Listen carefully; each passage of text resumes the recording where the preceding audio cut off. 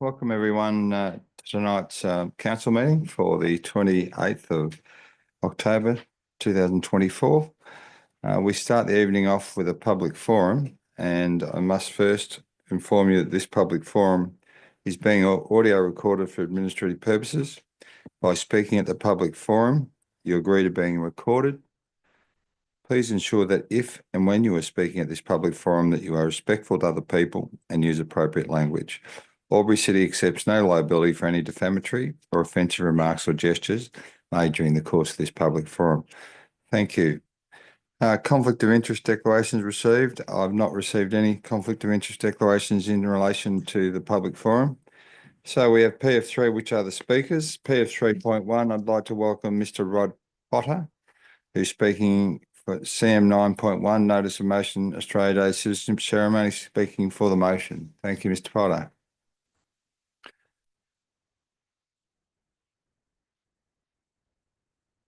Mr. Potter, you have 5 minutes for your Won't take that long. And then we'll ask questions at the conclusion. Okay. Thank you. Thank you. First of all, thank you. What do I call you, Kevin? Mr. Mayor or Councillor Mack? Just councillors would be great. Thanks. Councillor. Thank you very much.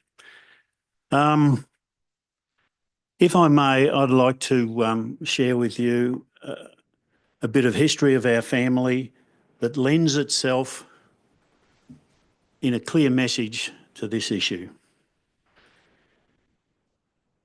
In January of 1944, my late father, Max Potter, was a 19-year-old Air Force recruit on a base in the Midlands of England near a place called Walsall. He and many others from all over the British Empire were doing their basic training for Bomber Command in preparation to be involved in the air crew for the Allied Bomber Command offensive into Germany. On the 25th of January, my father and three or four of his Australian mates went to the wing commander who was in charge of the base. He was an English aristocrat, but he came with a bit of gravitas because he'd just completed a 28-operation tour of operations, and he wasn't a man to be trifled with. Wasn't Dad, but one of the other Australians said to him, "Tomorrow is Australia Day. At work, at home, there's no work being done, so we're not doing any here either." Got greeted with derision. The wing commander let him know that he wasn't all that impressed with that idea at all. Let forth with some colourful language. But what could he do? The base lockup held about 6, and there was 40 Australians that weren't going to work tomorrow. So he couldn't lock them up. And he couldn't sack them either, because at that time, the numbers of recruits that were being put into active service was around about the same number that was getting shot down, killed, or become POWs. So he couldn't sack them either. So next morning, Australia Day, it was bitterly cold and snowing. To their credit, the English drill sergeants got all the recruits out, South Africans, Canadians, New Zealanders, Indians, not Australians, out marching up and down in the snow. The Australians decided to light fires in 44s and brassieres to keep themselves warm so they could watch. It's not hard to imagine what would ensue after that. You've got a group of young Australian men standing around with not much to do. Pretty soon there'd be a disparaging remark about an English officer or a ribald comment about a Cockney drill sergeant. things developed. They did tugs of war. They had snow fights. When Dad was with us, he remembers that day as being one of the more enjoyable days of his wartime service. But, ladies and gentlemen, of course, the enjoyment was not to last for a significant number of them. They became part of the 50%, 50% of Bomber Command air crew that paid for our freedoms that we enjoy today with their lives. Just reflect on that for a sec. 50%. Some of the other squadrons, Pathfinders, 25% of them got home. 75% gone. So, I've got a question for you. If it was good enough for those men, especially the ones that didn't come home, if it was good enough for those men to observe and celebrate Australia Day like they did, shouldn't it be good enough for us too? Thanks very much. Thanks, Mr. Potter. Any questions, councillors? No questions. Thanks, Mr. Potter. Thanks for you. Thank you. Okay. We have 3.2, Trent Dean, notice of motion, Australia Day citizenship ceremony, speaking against the motion. Thanks, Mr. Dean. Thank you, councillors, for allowing me to speak this evening. I stand here not only as a proud Australian, but also as an ally to our First Nations brothers and sisters, the traditional custodians of these unceded lands. I'm here to speak against the motion to reinstate citizenship ceremonies on January 26, Australia Day. For some, it may seem be just like a day to celebrate this wonderful country.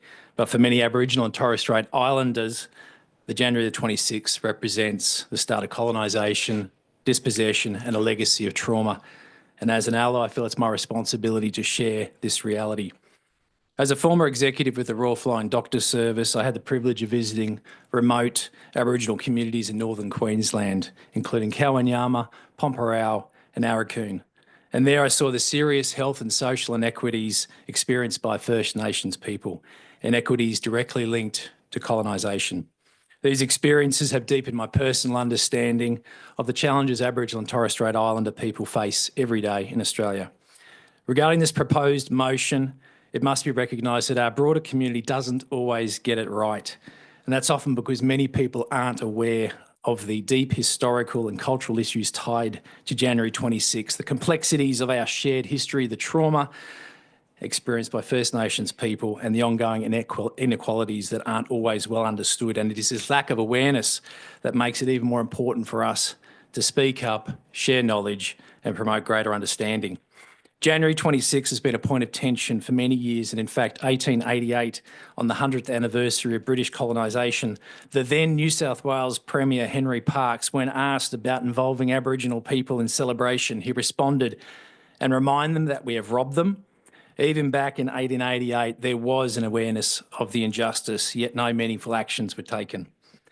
The first time every Australian state celebrated January 26 as Australia Day was back in 1935, but it was also the date that Aboriginal leaders held the first day of mourning back in 1938 to recognise the hurt caused by colonisation.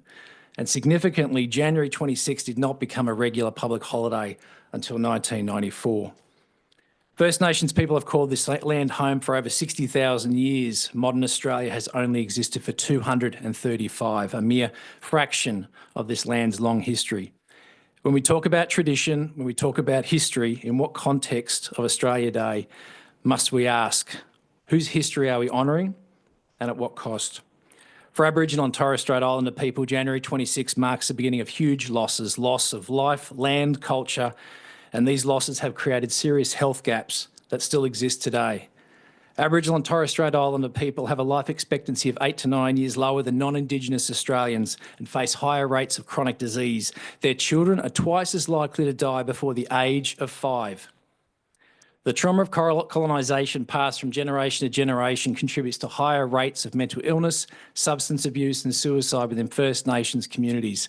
Aboriginal and Torres Strait Islander people experience suicide rates more than twice as high as non-Indigenous Australians. And these are the harsh realities that cannot be ignored.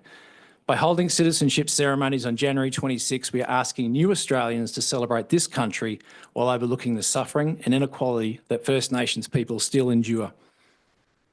Gaining citizenship should be a moment of pride and belonging, and can we truly ask new citizens to embrace Australia on a day that causes pain to First Nations people of this land?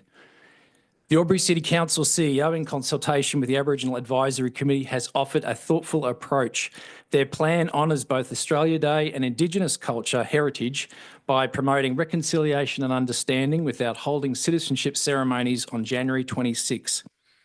This approach includes the Aboriginal community in the day's activities through Welcome to Country, truth-telling, cultural performance and storytelling. As a community, we have an opportunity to take a similar stand. Let's not hold citizenship ceremonies on a day that represents invasion and trauma for some while celebrating it for others. Instead, we should find a time that honours all Australians, past, present and future, and respects the cultural and historical importance of this land. Rejecting this motion isn't about reducing Australia's achievements. It's about recognising that true unity requires facing the difficult parts of our history with honesty and respect, and we have the obligation to build a future based on truth, reconciliation and shared understanding. And that, councillors, begins with rejecting this motion. Thank you.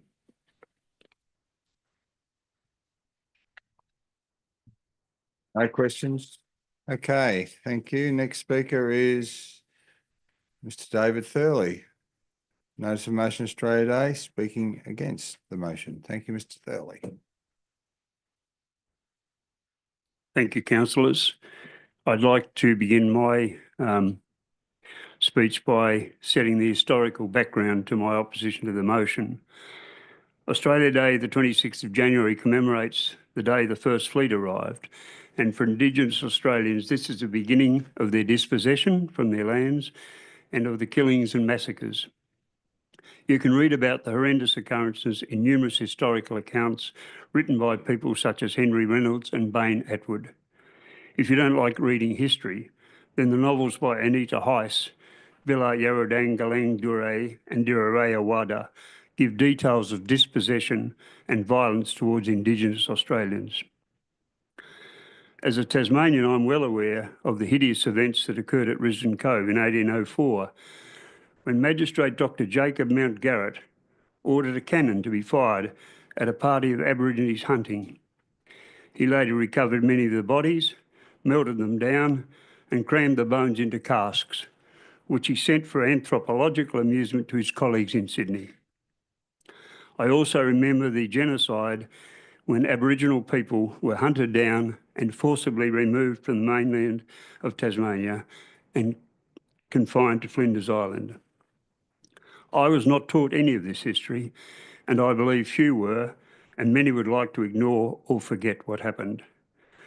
But let's not think this is ancient history and is long forgotten. Consider Aboriginal men who fought in World War II. When they returned, their land had been taken and given to soldier settlers. They were not allowed into RSL clubs.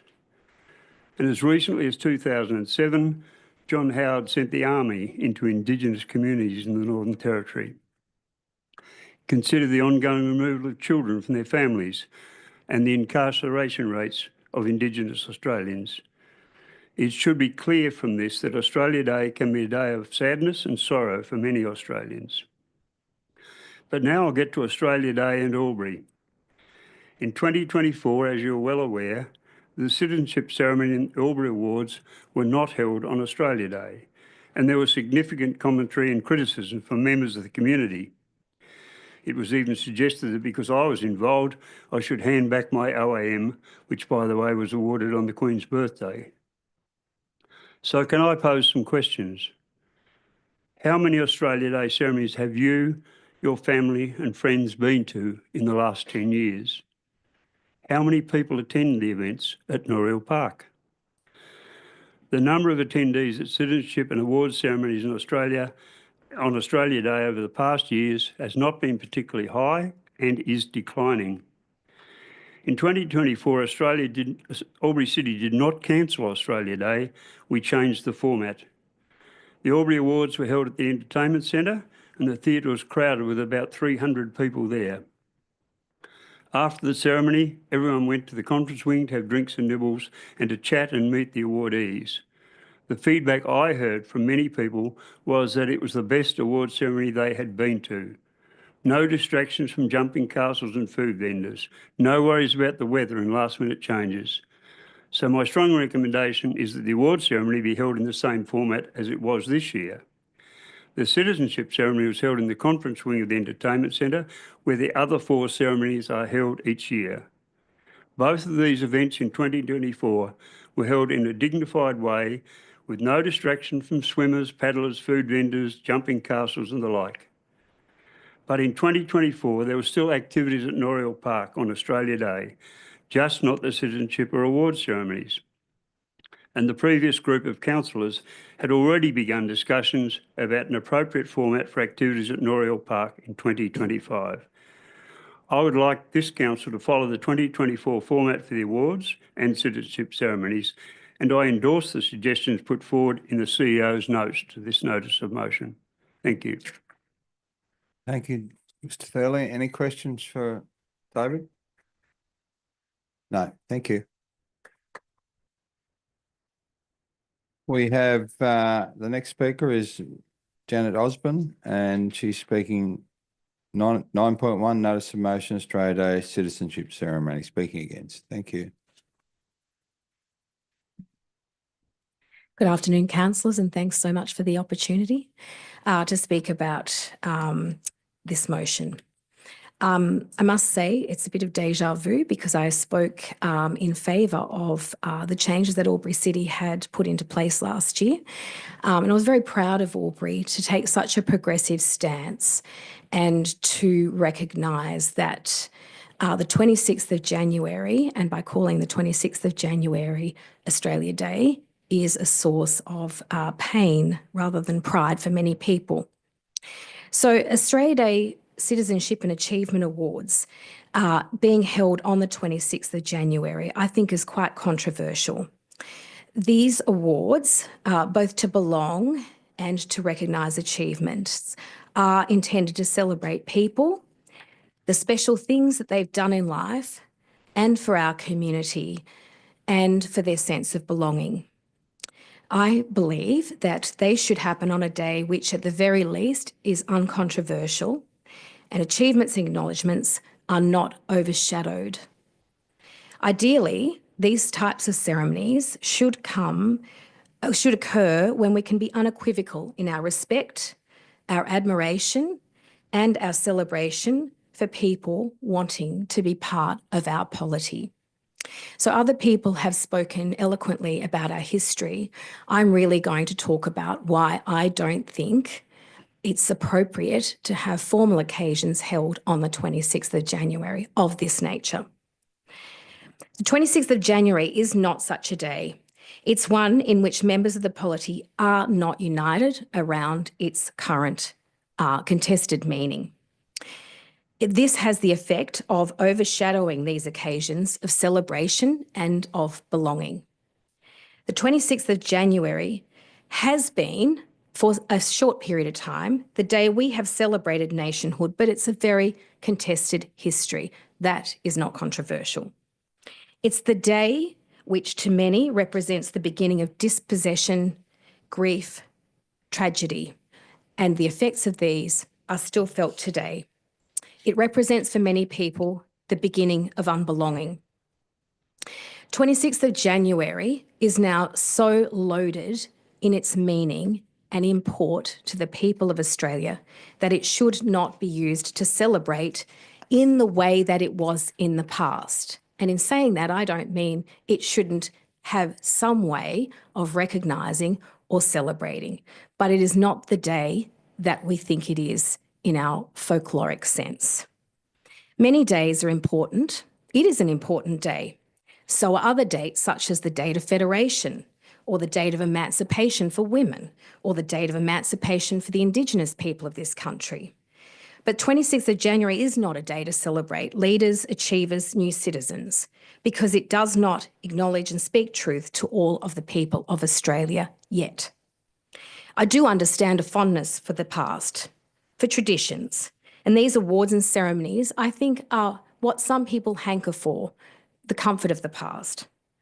But to ignore where we are now and simply restore what we had or what we think we had diminishes our intelligence and our integrity and our respect for the Indigenous people of Australia.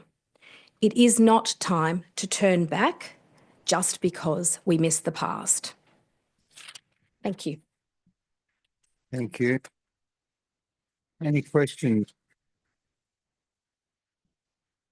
No, thank you. Our next speaker is Jara Moran, and he's speaking to CM 9.1 Notice of Motion Australia Day Citizenship Ceremony and speaking against the motion. Thank you, Jara.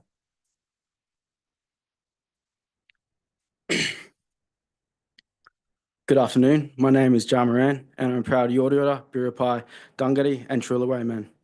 And I would like to acknowledge the traditional owners of the land who have fought for it and died, the Wiradjuri people.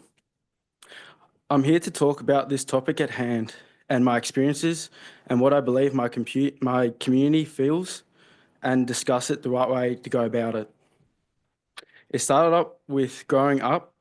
I didn't really understand the significance and impact celebrating Australia Day, but I saw and witnessed the damage of colonialism and what it has done to my people, which has caused intergenerational trauma.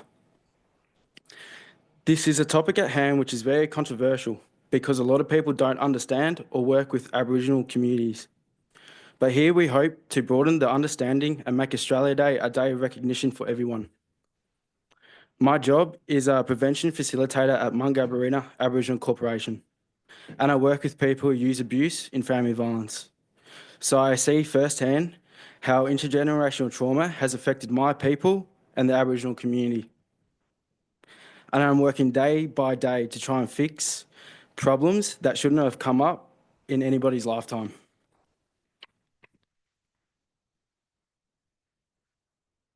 I understand that this is a very sensitive topic to be talking about, but it's something that needs to be raised or understood. A lot of people don't know where to start with this, but since 1938, our people have been protesting this day to come to a stop and let us mourn for the effects of colonialism that has it on us. Every time that we put this forward, we have not been heard and treated like second-class citizens on our own country. We clearly have a sovereignty on our land for thousands and thousands of generations. We are the oldest living culture. A great way that this could be overcome is communicating with our leaders and elders in the community on a topic at hand, or even negotiating, so we can look forward for peace and unity. Communication is such a big thing to do. It has been something that humans have been able to do since we've been able to speak. And I believe today's age, there is an abundance of it.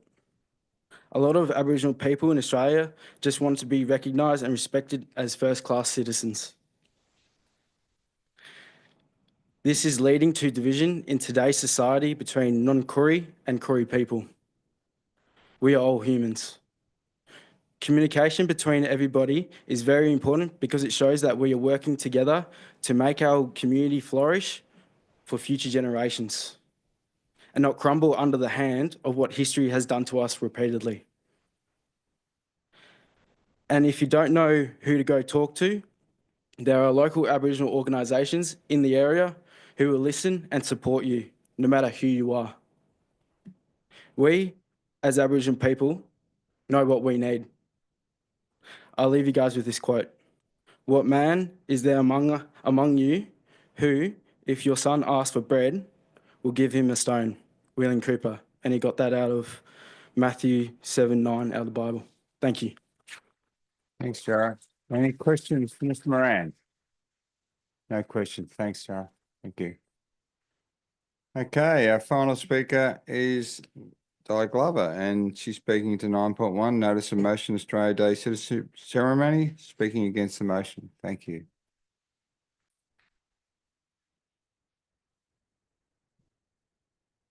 Hello, and thank you. Good to see you all. I really appreciate this opportunity. As mentioned, my name is Di Glover, and in January this year, I was delighted and extremely humbled to have received the Mayor's Award as part of the inaugural Albury Awards. I've come along this evening with a lot of my esteemed colleagues from the Albury Aboriginal community to urge you, as leaders of this wonderful city, to vote against the motion to reinstate the conducting of a citizenship ceremony on the 26th of January. What was extra special for me about having been awarded such public recognition was the fact that for the first time, the award was not being held on Australia Day, a day that, as you all know, for many Aboriginal and Torres Strait Islander people, marks the date when the invasion of their country, the massacre of their people, and the destruction of their lives started. To me, the decision taken then by Albury City to rename the awards from the Australia Day Awards to the Albury Awards and to conduct the awards ceremony on a date other than the 26th of January clearly was a very clear demonstration of the respect Albury City has for its Indigenous citizens and its absolute commitment to reconciliation. My respect for our local council soared. Albury City, walking the talk. One of my Aboriginal colleagues reached out to me via text late last week, encouraging me to come along tonight and speak. I'd like to share with you just part of the text that was written, and I quote, "After the referendum defeat, battles like this one on Monday," referring to tonight's discussion, "need to be led by our non-Indigenous allies. I know mob are feeling exhausted from the repetitive cycle of striving for empowerment and understanding, only to be left another 2 steps behind the crowd, feeling invalidated and defeated. It's never ending." End of quote. I'd really like to acknowledge this sense of exhaustion as well as the resilience of our local Aboriginal mob. I was thrilled to have been invited by my Aboriginal colleagues to talk here tonight, and I'm very proud to be considered an ally. Over the last few years, I've had the privilege of learning more about Aboriginal history and culture and connecting with some of our local mob. Hearing firsthand heartbreaking stories of being a child and being removed from family, or living with the ever-present threat of child removal, being seen and treated as second-rate citizens, and being repeatedly disrespected and discriminated against on the basis of their race. It's called racism. I've also learned about the deep connection First Nations people have with the land and the waterways, the regard they have for their elders, and their deep sense of pride that comes from connecting to culture and language. The beautiful artwork by local artist Tisha Maximo McGuinness, which features on the cover of Albury City's Reconciliation Action Plan, represents how the community entrusts and seeks advice from local elders. It also represents the community, Aboriginal and non-Aboriginal, moving forward together without division. The kangaroo tracks symbolise this moving forward, as kangaroos cannot jump backwards, they can only move forward. Please, councillors, keep moving forward. Don't jump backwards. A council's responsibility, as you will know, more than I do, is to represent all constituents, not just the majority. This is especially important when we consider the long history of dispossession and exclusion from the decision-making table experienced by our Aboriginal community.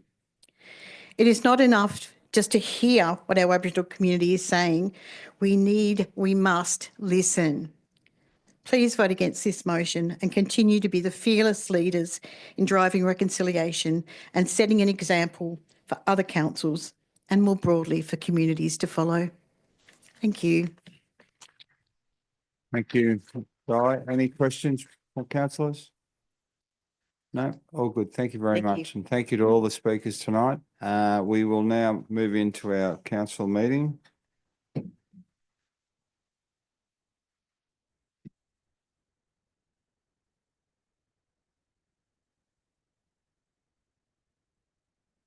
Again, welcome to tonight's council meeting for the 28th of October 2024.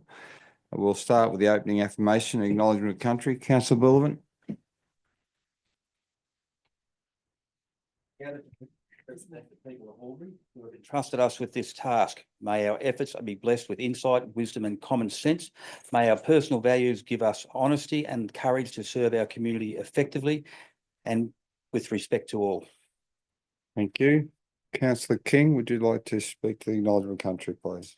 We would like to welcome the Wiradjuri people as the traditional custodians of the land that we meet upon today and pay our respect to their elders past, present and emerging, for they hold the memories, culture, tradition and hopes of Aboriginal and Torres Strait Islander people that contribute to our community. Thank you. May be seated.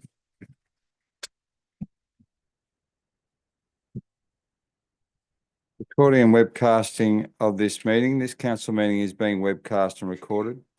By speaking at the council meeting, you agree to being recorded and webcast. Please ensure that if and when you are speaking at this council meeting that you are respectful to other people and use appropriate language. Albury City accepts no liability for any defamatory or offensive remarks or gestures made during the course of this council meeting. An audio recording will be made for administrative purposes. Conflict of interest declarations received by the chair and disclosure of political donations. I've not been made aware of any conflict of interest declarations. Mr. Zachnich? None received, Mayor Mac. Thank you. No disclosures of political donations, as there are no Environmental Planning and Assessment Act reports on the agenda. Thank you. Thank you. Okay, apologies. We have no apologies. CM 4.2, attendance by councillors at a meeting by audio visual link. Councillor Callaghan. Thank you, Mayor King. I'd like to move that the council receive and note and accept the attendance of Councillor Cameron via audio visual link for the meeting. Thank you. Councillor King. Be to second that recommendation. Thank you. I need to put that motion. All those in favour? Anyone against? The motion is carried. Thank you, councillors. Okay. Merrill minute. There is no Merrill minute. Action plan, CM 6.1 to 6.4. Thank you, councillors. Councillor Bullivant. Thank you, Mayor Mac. The following action plans be received and noted. 1, action plans complete for noting only. 2, actions awaiting response from external parties. 3, actions in progress, and 4, long-term issues more than 3 months. Thank you. Councillor King. Be to second the motion. Thank you. Councillor Bullivant, do you wish to open debate on this item? Nothing at the moment, Mayor Mac. Thank you. There appears to be no questions or debate. Happy to put the motion. All those in favour? Anyone against? The motion is carried. Thank you, councillors. Confirmation of minutes of the previous meeting held on Monday, the 14th of October, 2024. Councillor King. I'd like to move that the minutes of the council meeting held on Monday, the 14th of October, 2024 at 6:16 p.m. be confirmed. Thank you. Councillor Callaghan. Happy to second the motion. Thank you. Councillor King, did you wish to speak to that at all? No procedural as far as I can see, so happy to put that motion. Thank you. There appears to be no further questions or debate. Happy to put the motion. All those in favour? Anyone against? The motion is carried. Thank you, councillors. We have no reports from community forums. CM9, notices of motion or notice of rescission. CM 9.1, notice of motion, Australia Day citizenship ceremony. Councillor Glacken. Thank you. Through you, Mayor Mac, to move the recommendation as a motion that Council A acknowledges the community feedback provided around Australia Day during 2024, and B reinstates the conducting of a citizenship ceremony on Australia Day for those who wish to accept their citizenship on the 26th of January and incorporate the ceremony within the community celebrations held on that day. Thank you. Thank you. Councillor Bullivant. Second that, Mr. Mayor. Thank you. Thank you. Councillor Glacken, I have a question from Councillor Bukowski. If you wish to take the question. Yes. Councillor Bukowski. Before we open debate, Mayor Mac, I would like to ask the mover and the seconder if they would incorporate a Part C and a Part D into this motion. So Part C. Yep, no problem. So Part C, that council reinstates the holding of the Albury Awards within the community celebrations held on Australia Day on 26th January to fully recognise and acknowledge the significant contributions of our community champions. And D, that council undertake community consultation during and after the 2025 event to obtain community feedback on the success or otherwise of the event with the findings provided in a report to council. Thank you. Councillor Blacken, you happy to accept that? I think I am. Yes, I am. Councillor Bullivant, you comfortable? Yes, Mayor. Thank you. Councillor Blacken, do you wish to open debate? Thanks. Thank you. Thank you. And thank you to the speakers tonight. I do acknowledge that just as it is being a councillor, it's often difficult to speak in public and raise things that may appear to be controversial. And I myself have listened to the speakers tonight, and I'm adding that to all of the feedback that I've received and the feedback that I've received through council over the past year as well. And the reason I have put this motion is not to create division or to allow people to think that I am racist. It's because it has been something that has been discussed and debated, raised, communicated within our community for a significant period of time. And this is not the first time that this has, as we know, come before council. And that's because it is of community interest.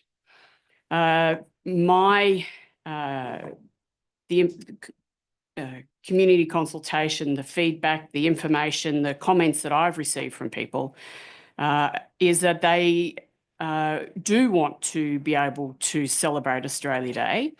And it's been made to me clear in the community consultation that was undertaken by council.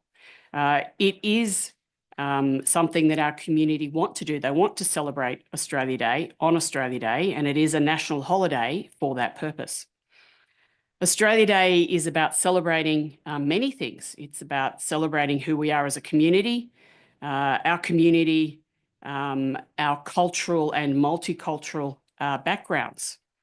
We need to be able to recognise the amazing people within our community and the amazing organisations within our community who do so much to make Albury such a wonderful place to live.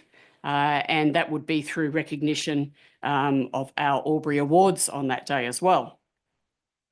And I believe that Australia Day is an appropriate day to be welcoming new citizens to our country. They have chosen to be Australian.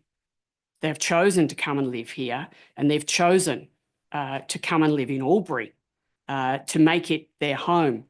And so I think it's an appropriate day for those who wish to undertake their citizenship on that day. It's not compulsory that they do so. There are other days throughout the year that they can do so. I would like to encourage councillors around the table to consider the community feedback that we have already had, notwithstanding that during this event in 2025 that we are asking our staff, should this motion be accepted, that our community would be able to provide feedback to us about Australia Day in this format that is described in the document above. Thank you. Councillor Glacken, I have a question, another speaker for Councillor King. Question? Yeah, I just wanted to foreshadow that if this motion is lost, that we might return to the substantive motion. Thank you. Speaker 4, Councillor Baker. Thank you, Mayor Mack. I'm not actually speaking for it. I'm moving an amendment. I can cope with A, B and D, but I'd like to move that C is removed from this and goes back to the original motion. So if I can get a seconder, I would like to argue and pull out C. Thank you, councillor Baker. Councillor Hudson. Happy to second that amendment, Mayor Mack. Thank you. Councillor Baker, did you wish to speak to your amendment? Only that I was going to be opposing the original one, but it's gone from bad to worse, and I will speak to it later on, but I believe that the Albury Awards were an outstanding success on the night before. People were, you know, local community heroes were acknowledged in the way they should be, and it's a far better time to have it rather than mixed in with other ceremonies on the day. So I think it's not a difficult one, and I'll be, hoping that we remove C from this motion. Thank you, councillor Baker. Are there any more speakers for? Councillor Baldwin speaking for the amendment. Yes, thank you, Mayor Mack. And to all our speakers tonight, I appreciate your efforts in turning up to council tonight and speaking from your heart. And we appreciate it. But also I appreciate the strength of Australia Day as a united Australian. We're all Australians, and I appreciate everything that the Australia stands for. I'm a patriotic Australian. We as a country have got to come together, and I want us to come together and heal.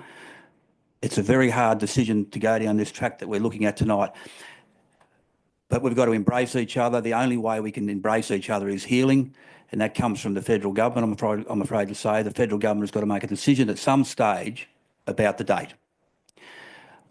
I want to have the point of order, Mayor Mack. Can we thank you, discuss the Councillor amendment Baker. first? You can. Yes, thank you, Yep. councillor Baker. We're just about to address that. Councillor Baldwin, did you wish to speak to the amendment, or are you happy to save your debate for the substantive motion? I'll stay my debate. I'm happy to save my debate. Thank you. Question now from councillor Hudson. Thank you. Thanks, Mayor Mack. I was just hoping to get some clarity on what we were. Yeah, and if it could be indicated on the screen, are we discussing the amendment? Yeah. To remove point C.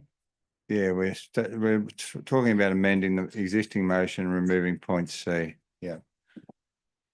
Thank you, councillor Hudson.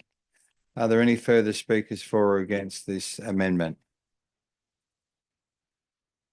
No? Can I? You're on. Oh, I'd like to speak for the amendment. Yeah. Thanks. Mayor Mack, I'd like to speak for the amendment by reading out a statement that was sent to me today by the 2024 Albury Young Citizen of the Year, Isaac Kundi. Isaac says, "My family is very diverse. One of my great-great-grandmothers was a Wiradjuri woman and grew up in the Cootamundra girls' home and had to be adopted out by her sister to get out. One of my grandfathers is a Palestinian refugee and was granted his Australian citizenship on the 26th of January when he arrived in Australia. It would be very easy for me to focus on my grandfather's story and celebrate the 26th of January, but I know for some of my other family members that this day causes a lot of pain and distress.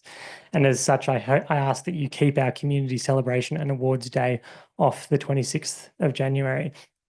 I think that the substantive motion saying that by putting the awards day on Australia Day fully recognises the award recipients is quite frankly offensive, because as we have heard from our speakers tonight, it is a controversial day. It is a day marred by division and marred by trauma of the oldest living culture on earth.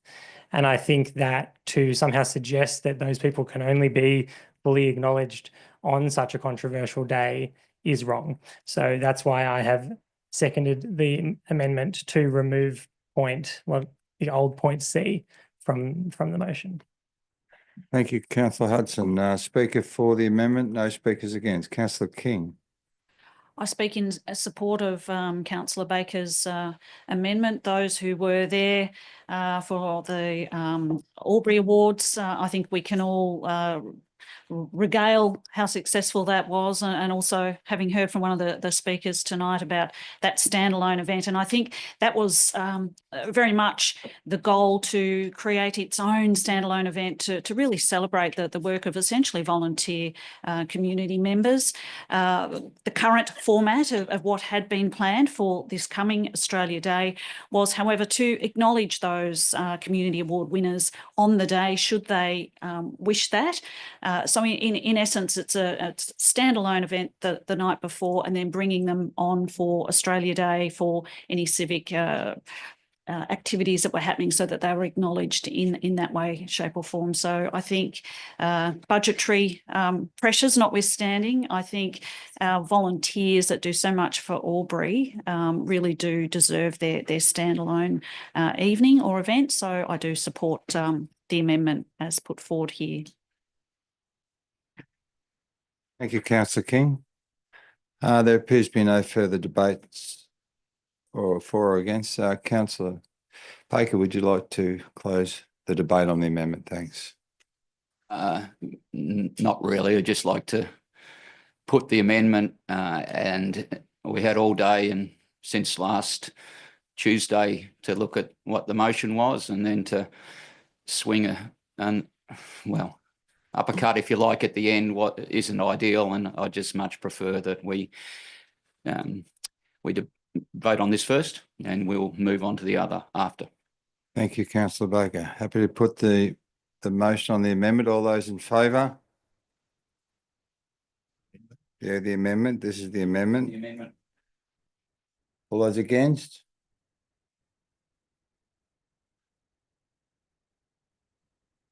What's Councillor Cameron voting? For the amendment. So the amendment is 1. Thank you, Councillor Baker. So the motion becomes A, B and C now, councillors. Okay, any further discussion or debate on A, B and C? Thank you, as the motion. Councillor King, you got a question? Before, I've got 2 speakers against. Yeah, I just, to the most relevant member of staff through you, Chair, I just wanted to clarify, in trialling changes to Australia Day activities that we saw this past January, I just think a refresher on how extensive that consultation process was and how it might have differed to other consultation periods that we have on other issues. Thank you. Mr. Zachnich. Mr. Hennon, we can give that response. Thank you. Thank you.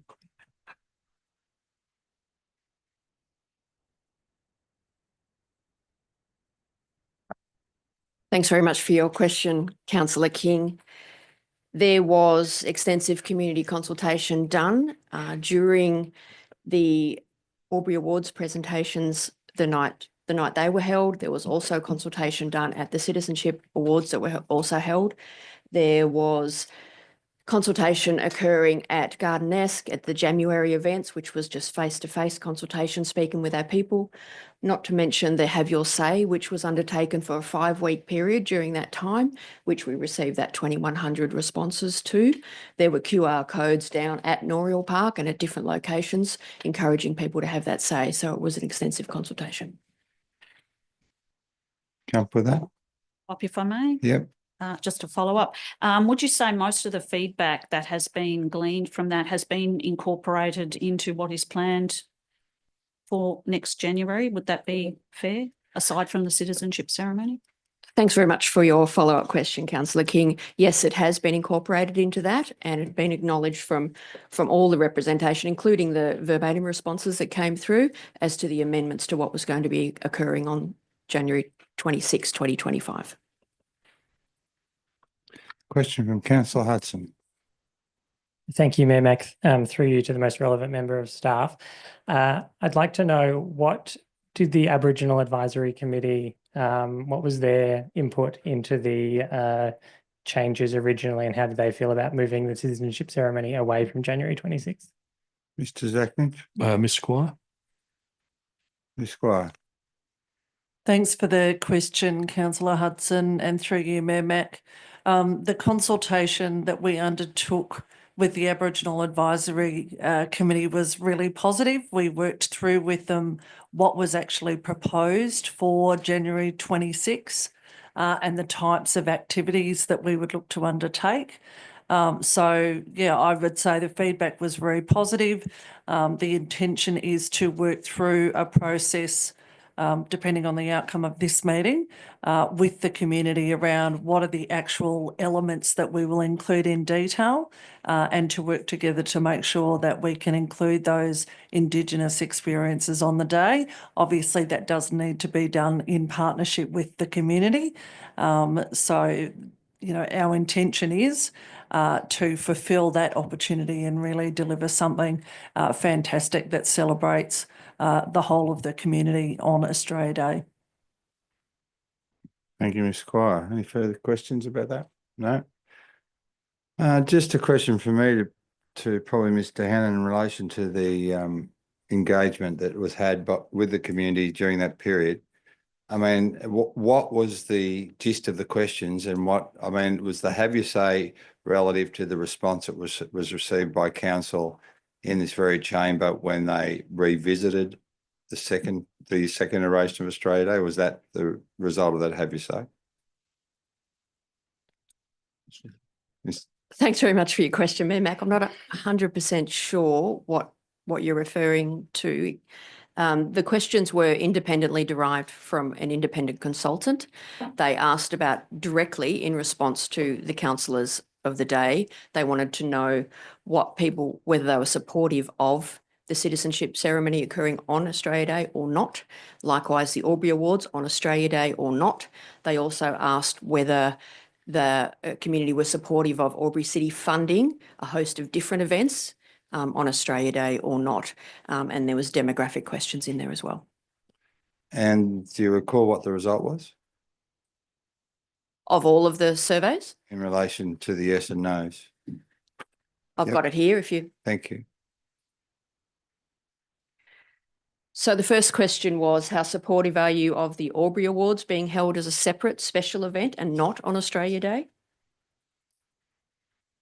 Not at all supportive was almost 54%, and not supportive was almost 8%. Those that were very supportive of that move was almost 27%, and those that were supportive was almost 5%. And there was a neutral component in there that made up the other. Question 2 asked, how supportive are you of the Australian citizenship ceremony in January being held as part of our annual program of new citizen recognition events and not on Australia Day? Not at all supportive was 56%, with a following not supportive of just over 6%. And very supportive was almost 27%, and supportive was 5%. And again, a neutral component in there that chose not to say. The third main question was, how supportive are you of council funding and hosting activities at Noriel Park Foreshore on the 26th of January to celebrate and acknowledge Australia Day? Very supportive, 61%, and supportive, almost 11%. Not at all supportive, 13%, and not supportive, 7%. Thank you, Mr. Hannon. Okay, there being no further questions, I've got a speaker against. I think we're up to against. Councillor Baker. Thank you, Mayor Mac. Yeah, I'd like to argue against this motion. I also acknowledge the community feedback provided around Australia Day during 2024 and especially during pre-poll. But the observation I would make on that is some of the people I spoke to at pre-poll, they were upset and irate that Albury City had cancelled Australia Day. They didn't know the bits and pieces about it. And for the record, Albury City did not cancel Australia Day.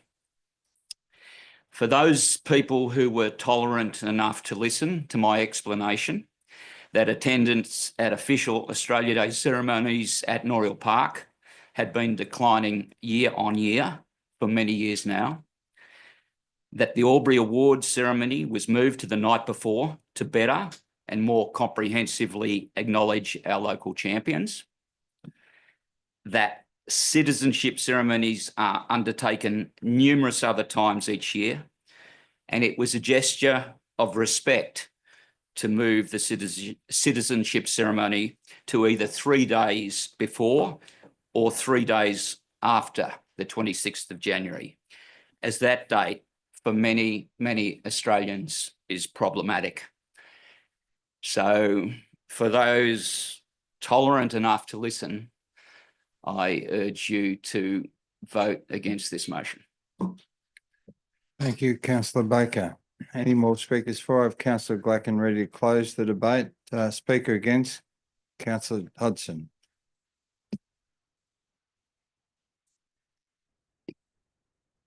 Thanks, Mayor Mack. I do speak against this motion. I speak strongly against this motion. And I think we really do need to acknowledge that there's an absolute lack of First Nations voices included in this debate. I really do think Jarrah, for standing up here tonight and telling his truth and that of his community, it's so important because these are the voices that we do not get to hear so much of the time. I would ask the people who opposed the original change to move the citizenship ceremony away from Australia Day. I mean, have you actually been to a citizenship ceremony? They're not about jingoism. They're about inclusivity and acknowledging new citizens and inviting them into a positive and progressive and supportive community. I think that, you know, Albury City holds 5 citizenship ceremonies throughout the year. That means we have 4, 1 in January and 4 at other times of the year. And I just think that this outsized emphasis that we seem to be putting on the January ceremony, what kind of message is that sending to the citizens who have their ceremonies at other times of the year? Are we saying that they're not as special, it's not as important, that there's somehow their ceremonies are lesser just because they're not being held on a specific date in January? I really don't think that we want to be sending that message. And I'm sure the movers and the supporters of this motion don't intend to send that message, but it absolutely is the message that will be sent. I think that the suggestion that people have a choice to defer these ceremonies, as has been made this evening, just shows a lack of understanding from the mover of the significance and the urgency for many of receiving citizenship as well. I think when we make sure that we are welcoming new citizens in our community, we do so in a way that reflects the values of inclusion and respect that we hold dear and that we say that we hold dear. I acknowledge that there are some parts of the community feel that they haven't been brought along on this journey of moving the Albury Awards and the citizenship ceremony away from January 26th. I acknowledge that, but at the same token, we can't move forward by taking 10 steps back. This would be an absolutely regressive move. I don't want to wake up tomorrow morning and read in the national news about how Albury is a regressive and a racist community. But I'm really fearful that that is what will happen if this motion is adopted tonight. The Albury region has been in the national media for all the wrong reasons recently. We've seen neo-Nazis in Corowa. We've seen them up at the monument. It seems like this region is the recruiting ground for a dangerous white supremacist group. I'm really proud of the response that Corowa and Albury had to those images that we saw. We stood together clearly and we said that division and racism have no place in this community, that we're a modern, we're a diverse, and we're an inclusive and a safe community. We have to do that again tonight by rejecting this motion. I will be very ashamed if this motion passes tonight, because we will become known as a town that has taken a step backwards. Something like 81 communities around this country have made this move to move the citizenship ceremony away from January 26th, and very few, if any, have moved back. So if Albury does this, we are a major leading regional community in this state. It will make national news if this happens. And it's not that we should be afraid of being in the news, it's that we should be afraid of taking a step backwards and showing that actually, no, we're not a progressive, inclusive community. We are a regressive and frankly racist one, because that is the perception that will be put forward. So I foreshadow that if this motion fails, I will be moving an alternative motion. We need to be a town that shows that we recognise our First Nations community and the trauma that they have gone through and everything that January 26th represents for them, and not a community where racists and white supremacists feel empowered. So with that, I speak against. Thank you. Thank you, Councillor Hudson. Councillor Gleick, you wish to speak for the motion existing. Thank you. Yes, the motion on the board. Thank you. I do not agree with the statement about the neo-Nazis. I do not think this has anything to do with the neo-Nazis. We're talking about citizenship on Australia Day. And I do not believe that was correct. One of the speakers tonight spoke to us about closing the gap in health outcomes in Australia. I do not think this has anything to do with those health outcomes. It's about citizenship on Australia Day. Another speaker spoke about history and talked about things that had happened 100 or more years ago. That's not what we're talking about here tonight. But I do acknowledge that history is important. It is important for us to reflect upon, and it is important for us to use that to create our future. But it is more important that we focus on the future, and we need to not be driving forward into the future with our eyes on the rear vision mirror only. I believe that citizenship in Australia is something that people should be able to be proud of, and people have talked about that here this evening around the table. But it's about celebrating who we are as a community. For me, it's about who we are as a community and celebrating that multicultural background that we do have in our community. Citizenship on this day is something that those people can elect to do. If it is more urgent for them, then they can request an urgent ceremony that is within the guidelines. So a suggestion that it does not enable people to take their citizenship in a speedy and timely fashion is not correct. I support this motion. This is substantially the motion that I had put in my notice of motion, and was happy to take other considerations on from other councillors. But in essence, this is the substantive motion that I brought forward tonight. So I am therefore going to support this motion. Thank you. Thank you, Councillor Gleick. And speaker against and speaker for. Councillor Callaghan speaking against. Thank you, Mayor Mack. I'll be speaking against the motion this evening. Thank you to the speakers who spoke against the motion tonight, David, Janet, Di and Jara. I really appreciate you getting up here and speaking up for your community, and Di. Oh, Trent as well. I had it down here, apologies. The changes to Australia Day proceedings have been overwhelmingly positive, with around 2,000 people participating in the 3 events hosted this year, compared with the dwindling numbers that we've seen year upon year, with the recent numbers looking at more around 250 versus the 2,000 that showed up and that turned up and that participated in a really inclusive and sensitive Australia Day week. Australia Day is not cancelled. There are still family-friendly inclusive events at Norrill Park, and for those who choose to attend and participate, this is with music, food trucks, truth-telling, yarning, circles and family fun activities. And a big thank you to the Aboriginal Advisory Committee for their recommendations moving forward. With the consultation that has happened throughout the year, 2025 will be even better as the new format continues to grow and evolve sensitively. Citizenship happens 5 times a year and anyone is free to attend. Sadly, I attend them all and I don't see people turning up to them, so I don't understand this emphasis on why it has become so important to host on Australia Day.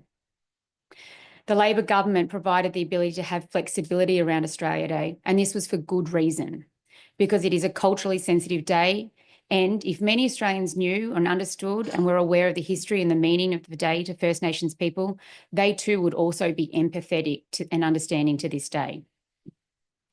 The Albury Awards was an outstanding evening where our local heroes who go above and beyond were truly celebrated and honoured for their contribution to the community. I was able to meet all of the award winners at a cocktail event where their focus was on them and their achievements. Buddy Oldman, who is not here this evening, he's travelling, spoke on the evening welcoming the change of format, which allowed for him to accept his award with the elation which he deserved. And that was because it was not held on January 26th. Having these events separate gives them specific dedication and the revelry they deserve, not a mixed bag of everything goes. 3 events done well rather than 1 done poorly. What is being proposed tonight is not inclusive or considerate of our entire community. We can do better. Rather than be regressive, let's move forward and build on what we have already established. KPMG were engaged by Albury City to facilitate the conversation with our local Aboriginal community in relation to Australia Day and the civic events. This involved direct conversations with the Aboriginal community and the Aboriginal Advisory Committee. They presented to the council. Participants noted that Australia Day can be difficult and even unsafe for First Nations people in Albury because of the racism and discrimination that can surface, transforming a day meant to unite into one that unintentionally highlights division.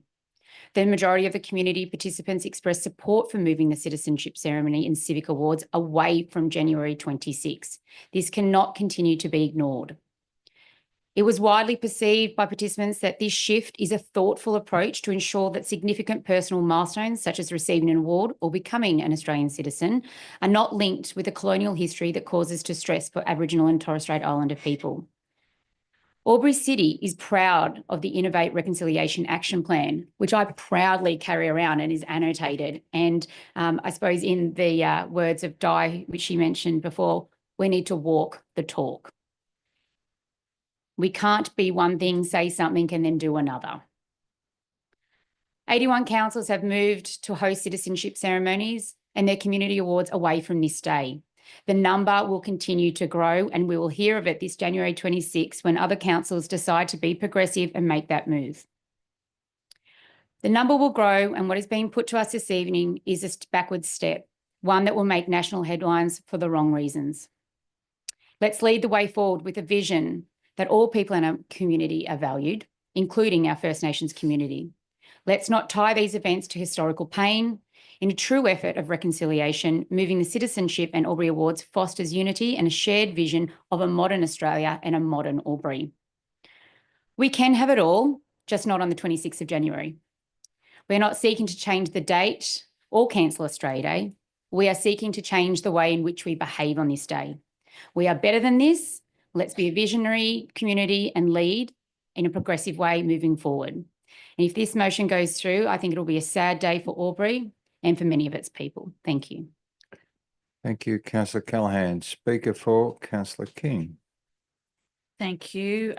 Look, I'm on the record last year as saying that we really let our community down in terms of consultation and communication along this journey. In the end, we said we'd trial changes, that we would seek feedback, and that would help guide us for next year. And as we've heard, our events team are really incorporating that feedback into a wonderful community event. Our consultation even earned praise from the National Australia Day Council. The CEO reached out to me as the mayor to say that, you know, the consultation that we'd done and those survey results were really admirable. Part of those survey results did also include, as we've heard, a preference to keep a citizenship ceremony on Australia Day. Look, I'm still disappointed that we haven't yet really properly shared and actively promoted within our community what is in fact planned on Australia Day this year. I know there are lots of moving parts, but I do think it's been a missed opportunity to get out early and just tell our community what is planned for some of those fears and concerns that many of you raised, that people thought we'd cancelling celebrations on Australia Day and weren't doing any community activities at all. I also think there's room to better promote our other citizenship ceremonies. It is something I have brought up previously with the executive in terms of really promoting, because people are surprised that we do have other citizenship ceremonies throughout the year. So I think there's a wonderful opportunity to really showcase those other citizenship ceremonies. Wonderful Aboriginal Advisory Committee. I really want to thank them for their genuine engagement and feedback. We've certainly gained their support for many elements also recommended by our community and noted in the report. And in fact, Indigenous elements are clearly mentioned, as well as the Lions Rotary barbecues, the food trucks, the live music, family-friendly games. Their participation has been wonderful. And one of the members on this committee was one of the ones to really encourage us to explore multicultural elements to support and promote diversity. So it was just a wonderful gesture of collaboration and bringing us all together. I do recognise that a majority of councillors chose not to reinstate a citizenship ceremony last time this motion came up. I just, for me, it's a reflection of those results. If we're saying we're going to go to the community, it was quite extensive and it was something that they wanted us to bring up. If we fail to bring the community along the journey with this change, then that's on us. But at this point in time, we do have option C in the motion, which does, again, give extra feedback to how it's managed and handled. And if there is sentiment changes, perhaps, you know, that's something for a future stage. But at this time, I really am confident that regardless of the outcome, that we can come together to reflect, respect and celebrate, which is the motto of Australia Day, and uniting all of us through celebration and reflection to acknowledge active citizenship and achievement and promote what it means to be an Australian. Thank you, Councillor King. Councillor Cameron, are you speaking for or against? For, thank you.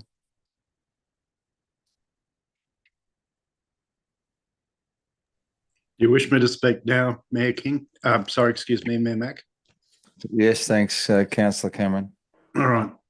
I find myself in the unusual position tonight of speaking for a motion and voting for a motion that I absolutely detest. I am opposed to the commemoration of Australia Day on the 26th of January. I look forward to the day when it's moved to another day, as I look forward to the day when Australia becomes a republic and gets rid of our connections to a undemocratic and archaic system. People might reasonably say, well, if you feel that strongly about it, why would you vote for it? And the reason is very simple. It was my motion to conduct further community consultation. And the results of that consultation are unequivocal. They are very clear. What is the point of carrying out community consultation if we then ignore it? The people of Albury are not ready for this progressive change, sadly. The people of Albury want, in the majority, to keep it more or less how it was, and that's the position I will support tonight. That will be painful for a lot of people, and they have my condolences and my sympathy, but we are a democracy, and that is what the people of Albury have expressed. We should also acknowledge at this time the activities of the federal minister for, the federal member for Farrer, Susan Lee, and her staff in spreading lies and disinformation about what council actually did in 2024. And as we saw in the recent council election, there were even people at the local government level who were quite happy to campaign on this issue. That's a fact of life. But until the majority of the people of Albury are willing to express support for the changes, I think we have to change it back, unfortunately. Thank you. Thank you, Councillor Cameron. There appears to be no speakers for or against at this point. Councillor Hudson, you have a question? Thank you, Mayor Mack. I'd like to call a division on this motion so we record our votes. Thank you, Councillor Hudson. Point of order, Mayor Mack. Councillor Cameron. Division cannot be called for in the council meeting code of practice other than a division is required for planning matters. Councillor Hudson is free to have his vote recorded. Thank you, Councillor Cameron. Councillor Callaghan, you have a question? I would like my vote recorded, please. Mayor Mack. We haven't voted yet. Thank When you. it is, Thank please you. You record can it. request it when we have voted. Councillor Hudson. Thanks, Mayor Mack, and thank you to Councillor Cameron for correcting me. As a new councillor, I would like my vote recorded when we vote, please. Thank you. Councillor Baker, question. Thank you, Mayor Mack. I do have a question. Yep. Could I please hear from Mr. CEO Frank Zachnich on the legality of that? Because from what I know of my time on council, you can call that your vote be recorded at the time of a vote anytime you want. Point of order, Mayor Mack. Councillor Cameron. Is Councillor Baker attempting in some disconnected and roundabout way to move a point of order, or is he asking a question? Is he asking the CEO to overrule you as chairperson? What is he doing? Councillor Baker. If you listened, Councillor Point Cameron. of order, Mayor Mack. Excuse me. Point of order, Mayor Mack. Councillor Councillor Cameron, I Cameron. did ask Mr Zaknich what his Point of ruling order, Mayor was Mack. rather than accept it from you. Councillor Cameron, listen to your point of order. Councillor Cameron, I'm waiting for Mr Zaknich just to verify the details from the question. Mr Zaknich. Thanks for the question, Councillor Baker, and through you, Mayor Mack. So voting at council meetings are 11.7 and 8 are relevant to the question out of the Code of Meeting Practice. The decision of the chairperson is the result of the vote is final unless the decision is immediately challenged and not fewer than 2 councillors rise and call for a division. When a division on a motion is called, the chairperson must ensure that division takes place immediately. The CEO must ensure that the names of those who vote for the motion, those who vote against, are recorded in the council's minutes for the meeting. So on that basis, a division can be called. It would be called, though, after the chair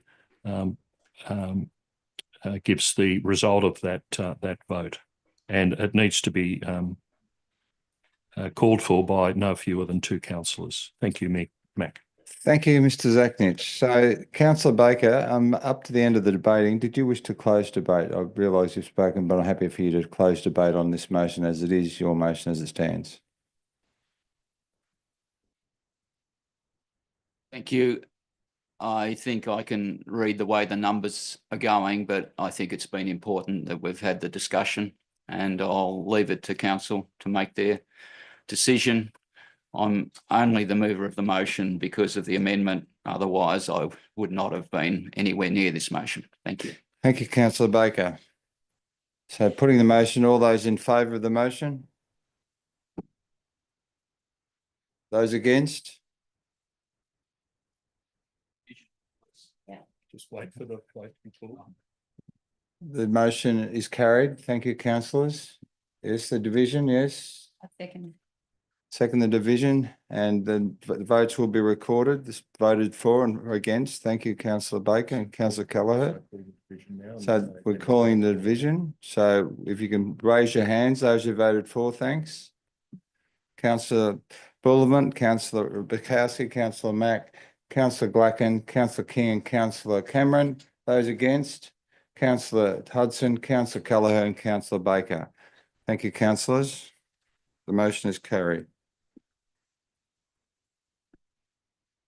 Okay. Presentation of deputations, we have none.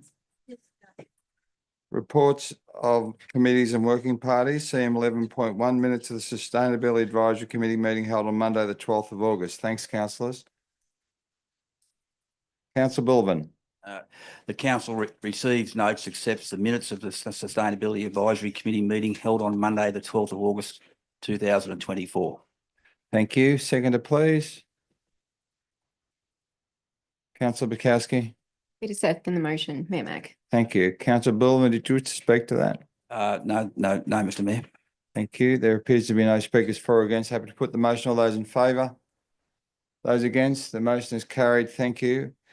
We have the minutes of the Audit Risk and Improvement Committee meeting held on Wednesday, the 14th of August, 2024. Councillor Bukowski. I move that council receives, notes and accepts the minutes of the Audit Risk and Improvement Committee meeting held on Wednesday, 14 August 2024. Thank you. Councillor Glacken. I'm very happy to second that. Thank you. Councillor Bukowski, do you wish to speak to that at all? No, thank you, Mayor Mack. Thank you. There appears to be no further questions or debate. Happy to put that motion. All those in favour? Anyone against? The motion is carried.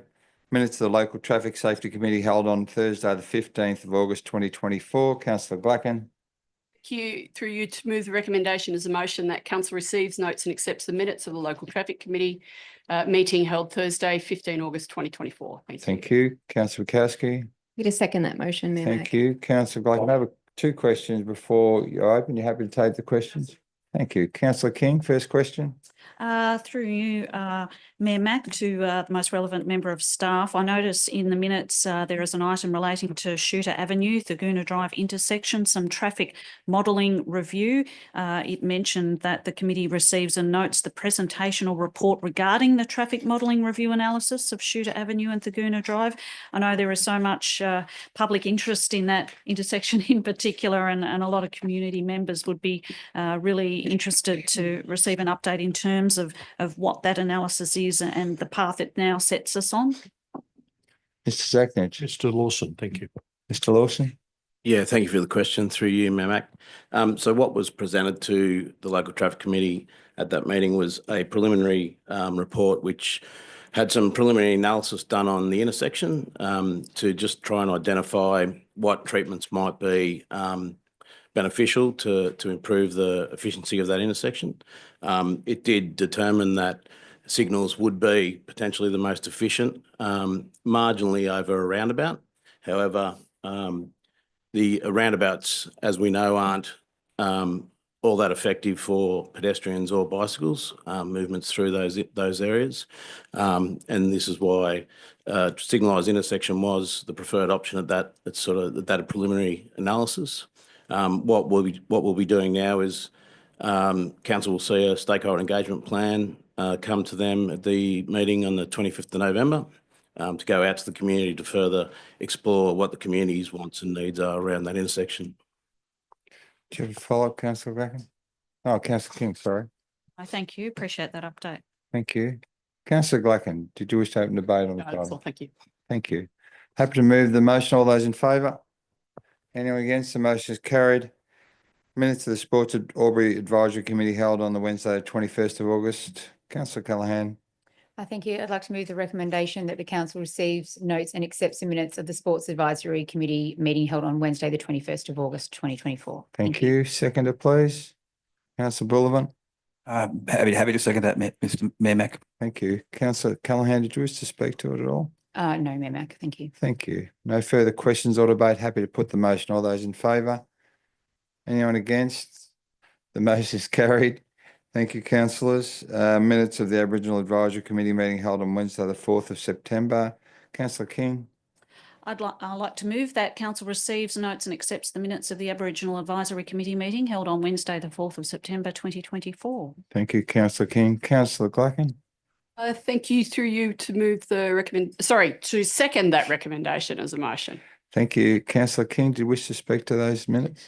Just briefly, it was wonderful to have a co-chair. Previous to this meeting, it was chaired by the mayor of the day, but we're developing a co-chair model on this occasion. So it was great to have Mark Dodd endorsed and participating in this meeting.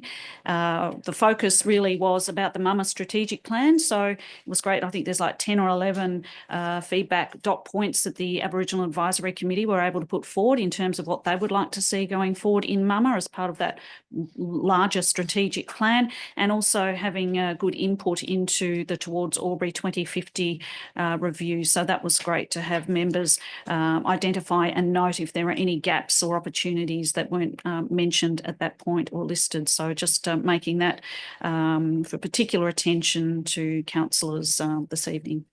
Thank you, Councillor King. There appears to be no further debate or questions. Happy to put that motion. All those in favour?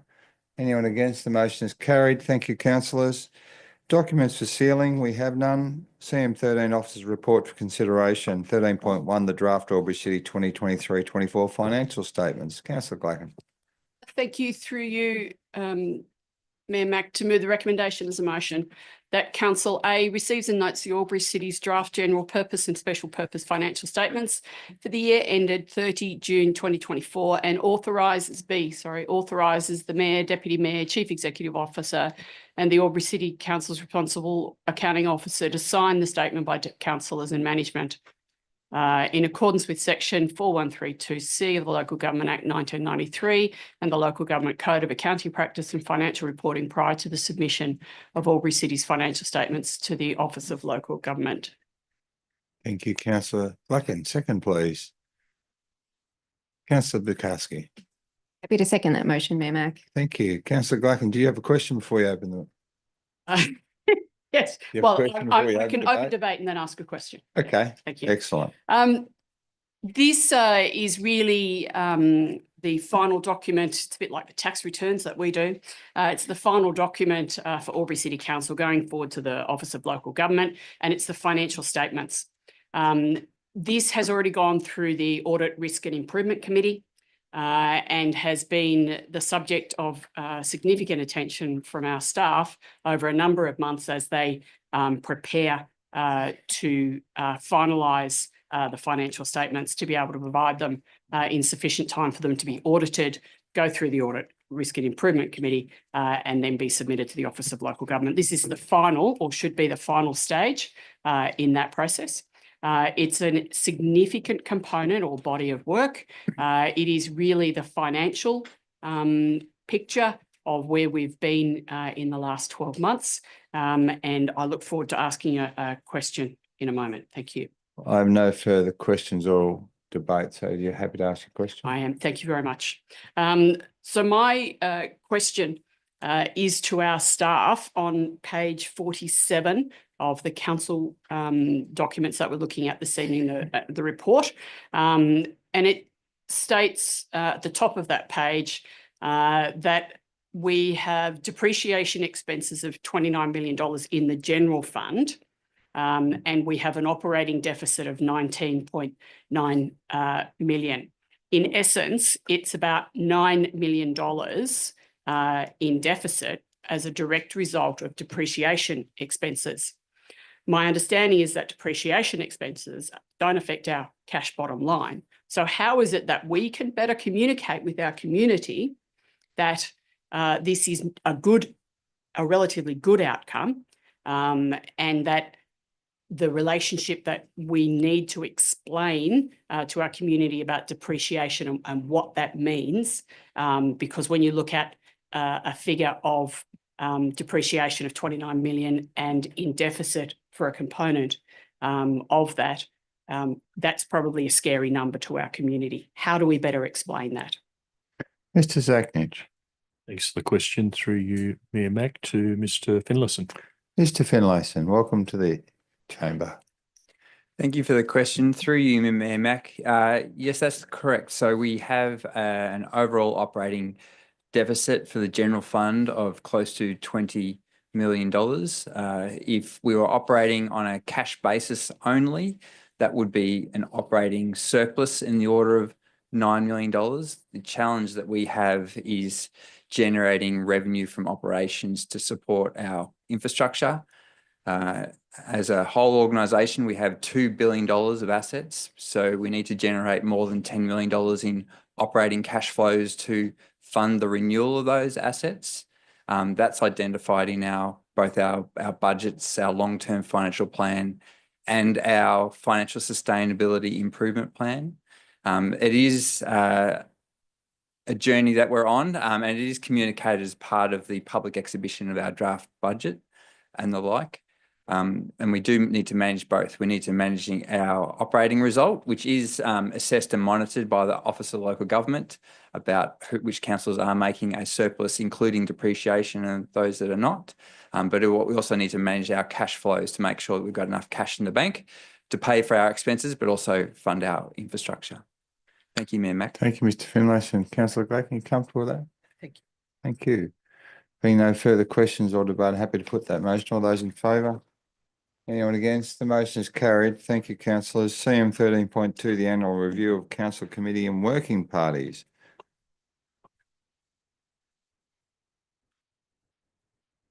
Thank you, councillors. Councillor Gleichen.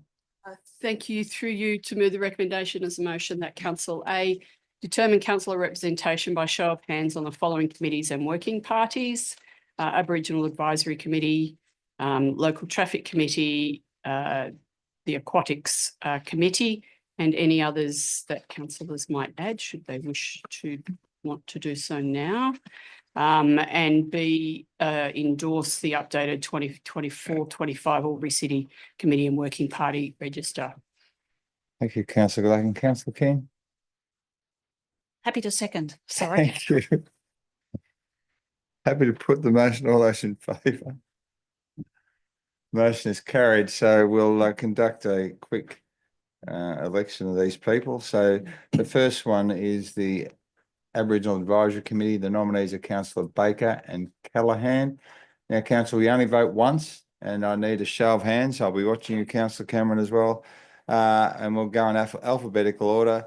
Councillor Baker, those in favour of Councillor Baker raise their hand. 1, 2, 3, 4. Those in favour of Councillor Callaghan raise their hand. 1, 2, 3, 4, 5. Thank you. Councillor Callaghan, you will be the representative of the Aboriginal Advisory Committee.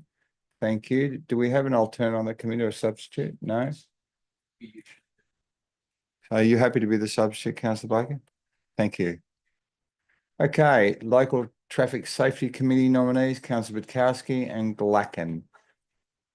Yeah. Chairmanship.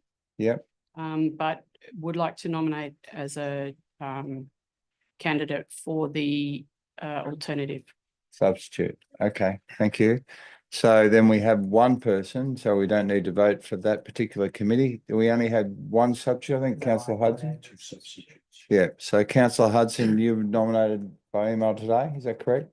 I nominated last week or on Saturday, I think it was, for the Yep. substitute for the traffic committee. Okay, so we have two nominees, Councillor Glacken and Councillor Hudson. So by alphabetical order, those in favour of Councillor Glacken, please raise their hands. Thanks. 1, 2, 3. Councillor Hudson. 1, 2, 3, 4, 5, 6. Thank you, councillors. Councillor Hudson, you are the substitute. The last committee is the Albury Aquatics Advisory Committee. The nominees are Councillor Glacken and Councillor Hudson. And again, in alphabetical order, Councillor Glacken, those in favour, raise their hands. Thanks. 1, 2, 3, 4. Councillor Hudson, raise their hands, please. 1, 2, 3, 4. We're missing one. 1, 2, 3, 4, 5. Yeah, we're right.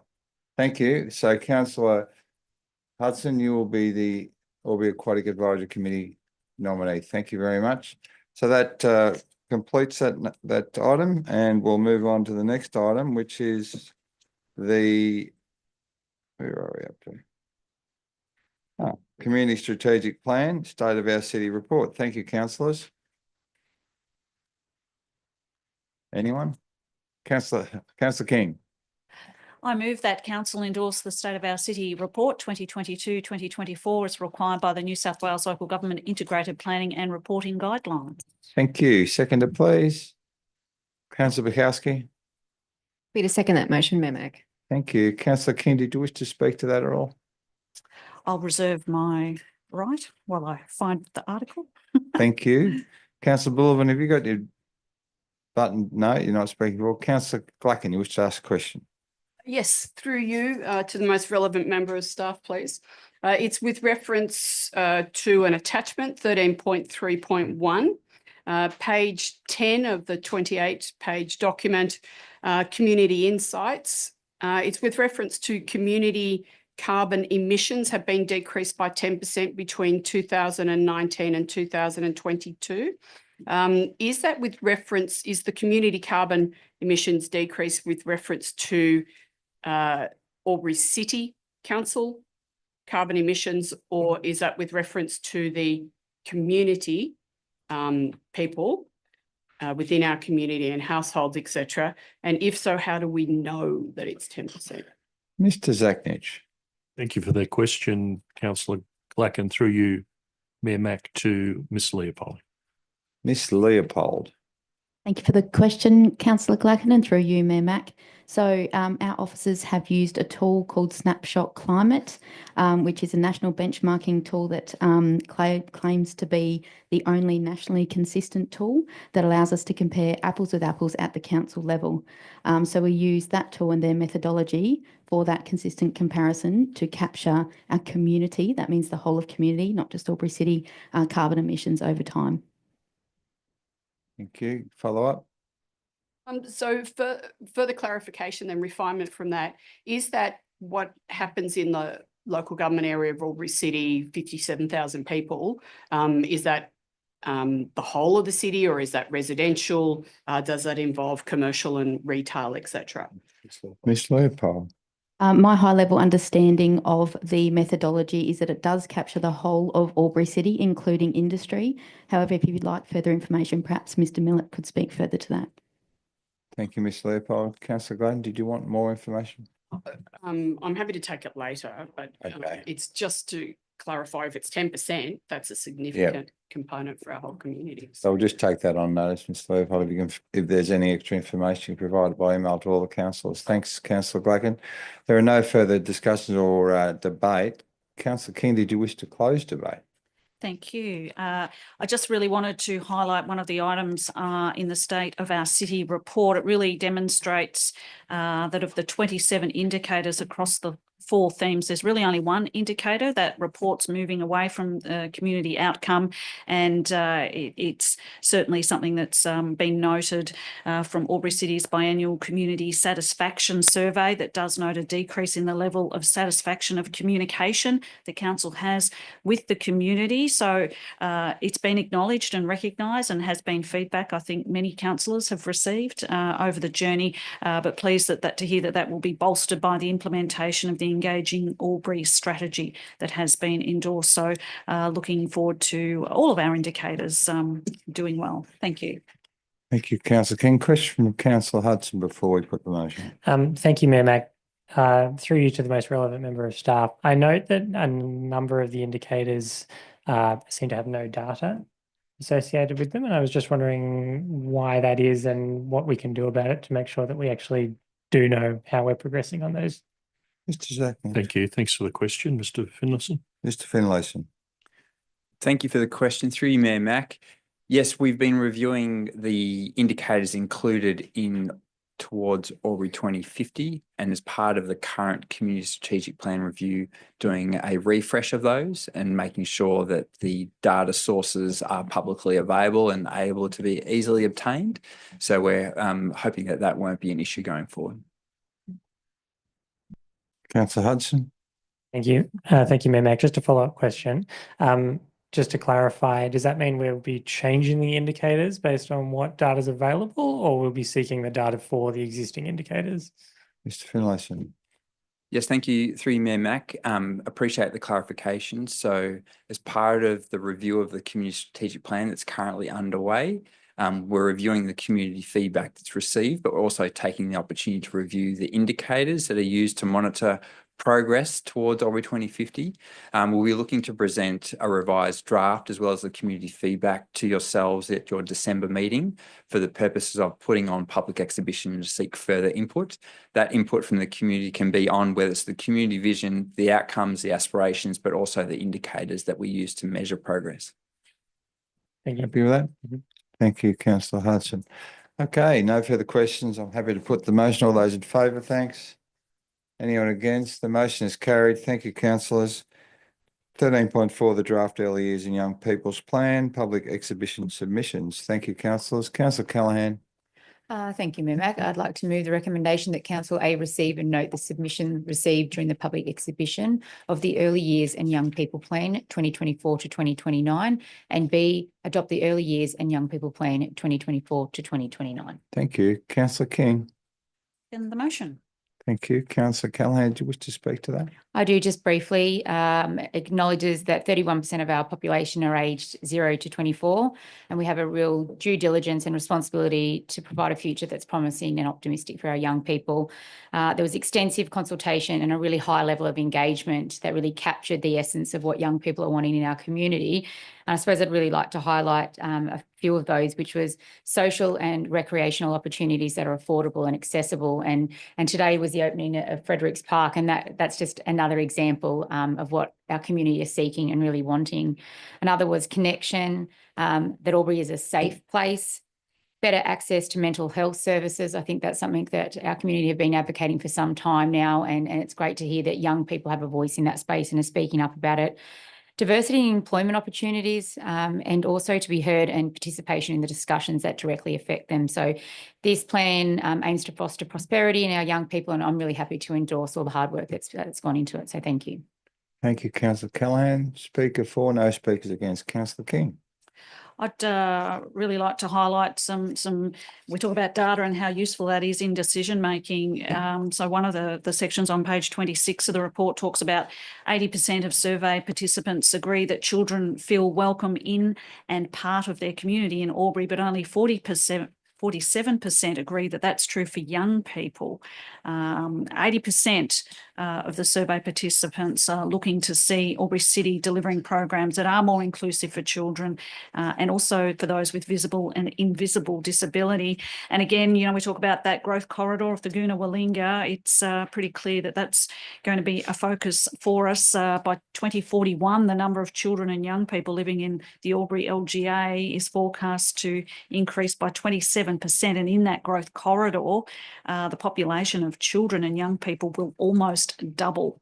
Encouragingly, young people told us that council programs such as the Retro Lane Cafe and the Youth Council have helped them to feel more connected to the Albury community. So looking forward to hopefully with the councillor colleagues endorsing this draft early years and young people's plan as a real action plan to move us forward and improve in these areas. Thank you, Councillor King.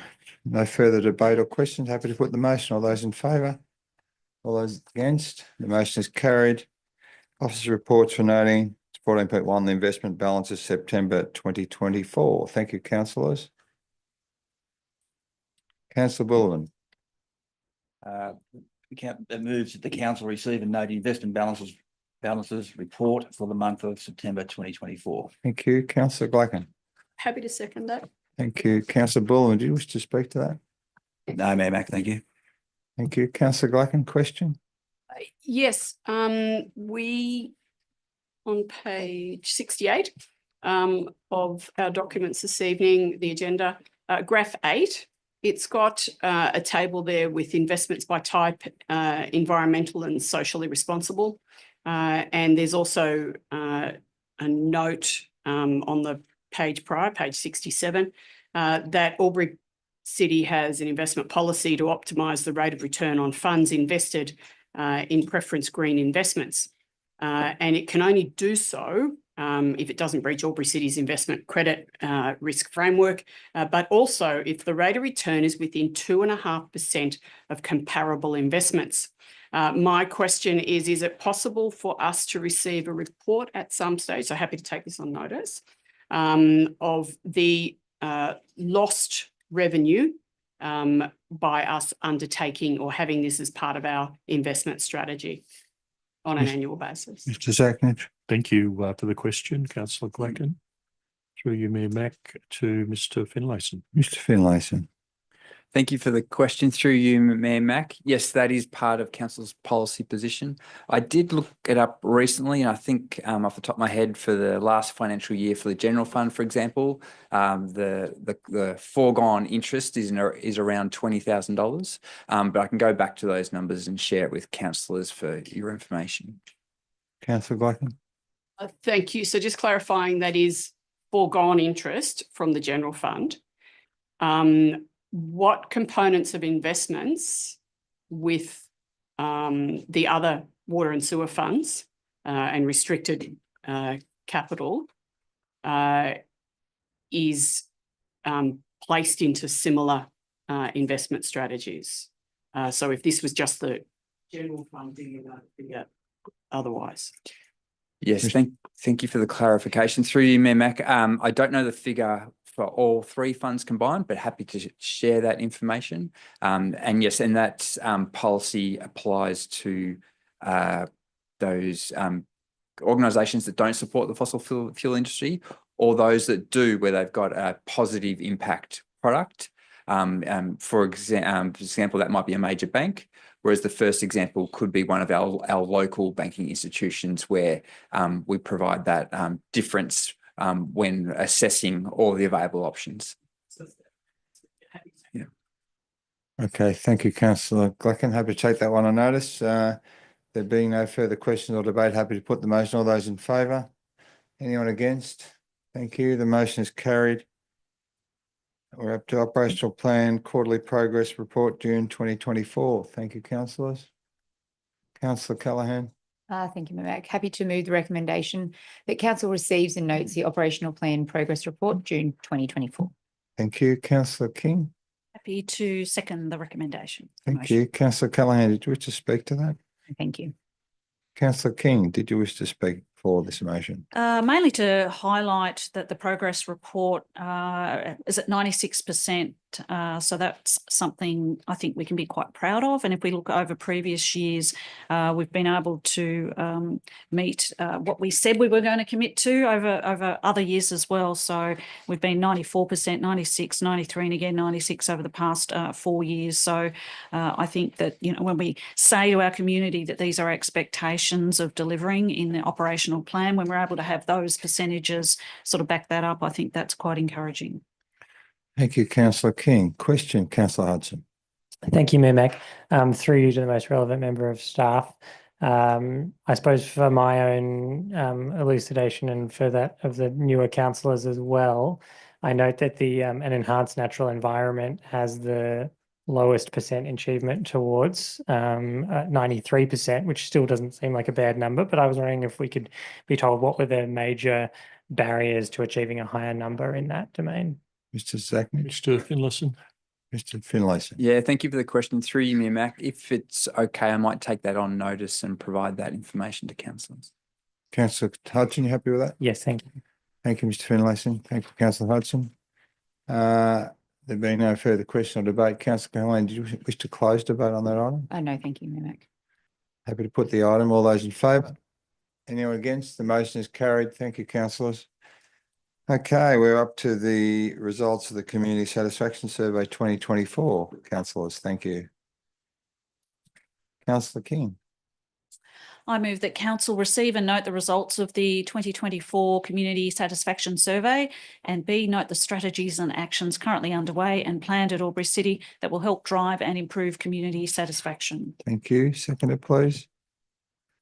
Councillor Callaghan. Happy to second the motion. Thank you. Councillor King, do you wish to speak to that? Certainly to draw attention, community engagement. I guess the largest driver of overall satisfaction based on the model that we've been presented, it's the satisfaction with communication from council has decreased, and that provision of information and community inputs into our decision making do seem to be the largest key drivers of overall satisfaction. So, and based on open-ended question, residents have often mentioned their satisfaction with council has decreased because of the lack of communication. So again, just highlighting that, but also noting that our team are certainly acknowledging that and putting steps in place to improve that factor, which has been highlighted in this report and this survey. Thank you, Councillor King.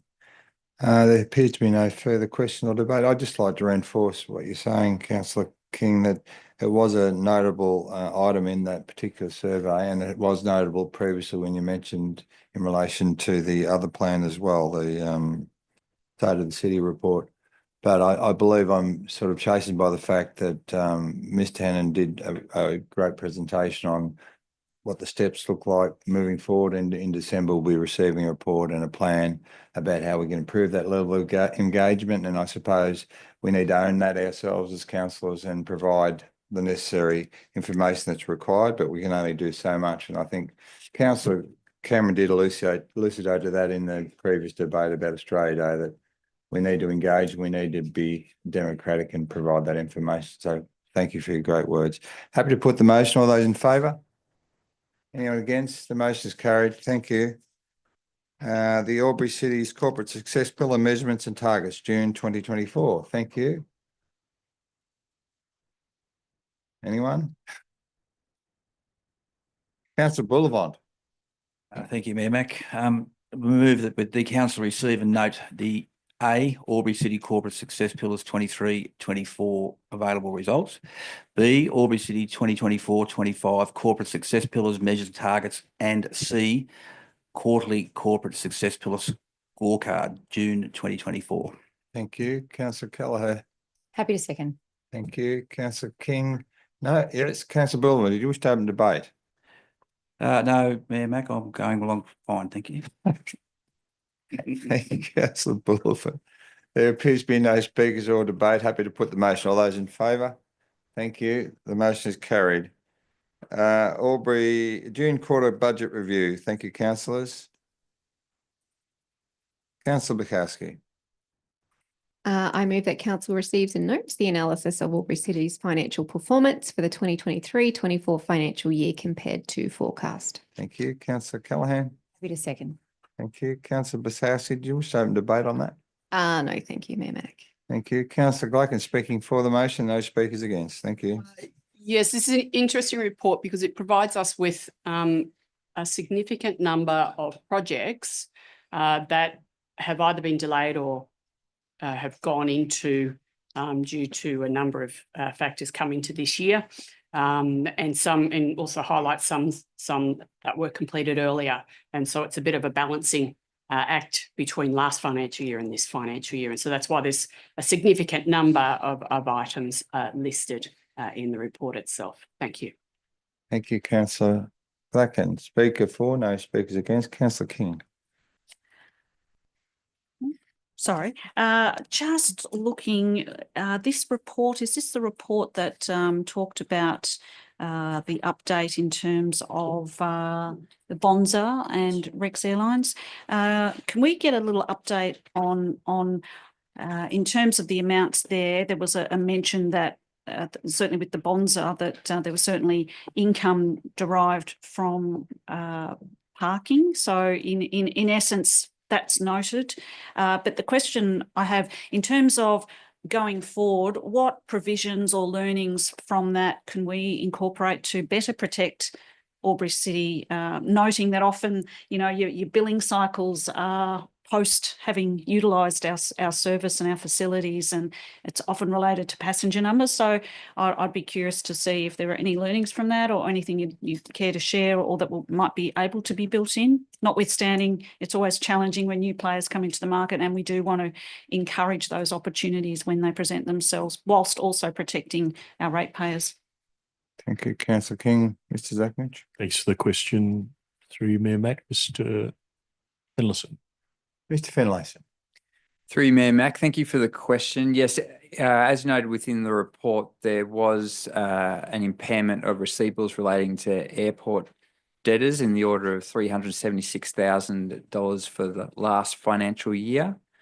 That included $256,000 for Bonza, that's now in liquidation, and $120,000 for Rex that's under administration. The Rex administration started at the end of July, so our proof of debt to the administrator is in total $173,000, which includes the July invoice. With each of those, either the liquidation or the administration is in progress. In terms of overall impact, as noted by Councillor King, the overall financial performance of the airport was an improvement on the prior year through the increased activation of the airport in the order of $850,000. In terms of lessons learnt and opportunities for improvement, so some of our self-reflection is how we can work with our existing airlines to, regarding their conditions of use. And we've tightened up our invoicing timeframes to 7-day invoices to increase the recovery times for monthly invoices. Thank you, Mayor Mack. Thank you, Mr. Finlayson. Councillor King, comfortable with that? Thank you. Councillor Baker, you have a question? Thank you, Mayor Mack. Just through you to the most relevant member of staff, how quickly do we take action once they start slipping behind on an invoice? Mr. Zakovich. Mr. Finlayson. Yes, thank you. So for our, generally speaking, our we work on 30-day terms, but obviously if in this instance and given the history, we've tightened that up. And so we're monitoring those amounts, those accounts, and following up within 7 to 14 days after issuing that invoice, given those 7-day terms. Comfortable with that? Yep. Okay. Okay, we have a mover. Councillor Bukowski, do you wish to close debate? No further debate. Yes. No, thank you. No? Okay, put the motion. All those in favour? Anyone against? The motion is carried. Thank you. There are no delegates' reports for noting. No notice of urgent business. So council, any notice of urgent business before I move on? No? Okay, CM17, confidential matters. Councillor, thank you, Councillor Glacken. Thank you. Through you to move the recommendation as a motion. That council move into, there I am, move into confidential to discuss item CM 17.1, as this is a confidential item exclusive of press or public on the grounds that the matters relate to A, commercial information of confidential nature that would have disclosed, I, prejudice the commercial position of the person who supplied it. And that's with reference to Local Government Act 1993, number 30, section 10A2DI. Thank you. Thank you. Seconder, please. Councillor King. Happy to second the motion. Thank you. If there are any people in the chamber that have any submissions or statements regarding the reasons identified in this confidential item, there appears to be none. I'm happy to move the motion. All those in favour? Anyone against? The motion is carried. We'll just wait for the chamber to be emptied. No submissions received.